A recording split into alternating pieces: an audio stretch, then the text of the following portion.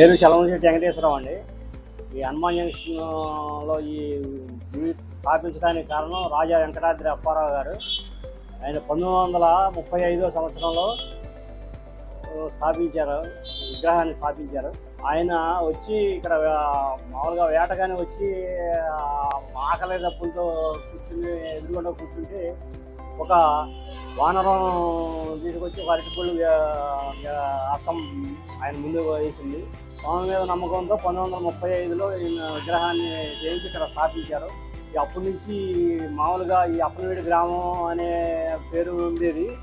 ఇప్పుడు ఈ 4 రోడ్ల సెంటర్లో హనుమాన్ జంక్షన్ అనే నామకరణం అప్పటి నుంచి జరిగింది. కొత్త వాహనం వచ్చి ఇక్కడ పూజ చేసుకుంటే మంచి జరుగుతుందని నమ్మకం. పిలిస్తే పలుకు అభయాంజనేయ స్వామి అంటే పిలిస్తే పలుకు దైవం అని అందరికీ నమ్మకం. కనుమూరి చిన్నరాజు గారు అనేటువంటి కనుమూరి సూర్యనారాయణ రాజు గారు అనే ఆయన ఆధ్వర్యంలో ఆయన ట్రస్టీగా చాలా కాలం వరకు భక్తులు స్వామివారి పూజలు అవి నిర్వహిస్తూ ఉండేవారు. ఆ తర్వాత కొంతకాలానికి ఎండోమెంట్ వారు హ్యాండ్ ఓవర్ చేసుకున్న తర్వాత కూడా ఇంకా బాగానే ఇంకా ఎక్కువ అభివృద్ధి చేయడం జరిగింది.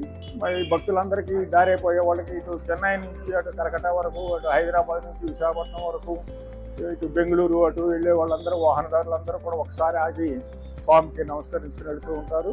ప్రతి సంవత్సరం హనుమత్ జయంతి ఉత్సవాలు ఘనంగా నిర్వహిస్తూ ఉంటారు. శ్రీ శ్రీ శ్రీ అభయాంజనేయ స్వామి వారు మన హనుమాన్ జంక్షన్ గ్రామానికి వేంచేసి ఉన్నారు.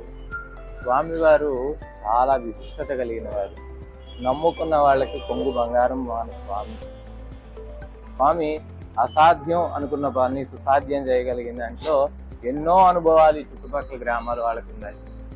అలాంటి వాళ్ళలో నేను కూడా ఒకరిని. స్వామివారిని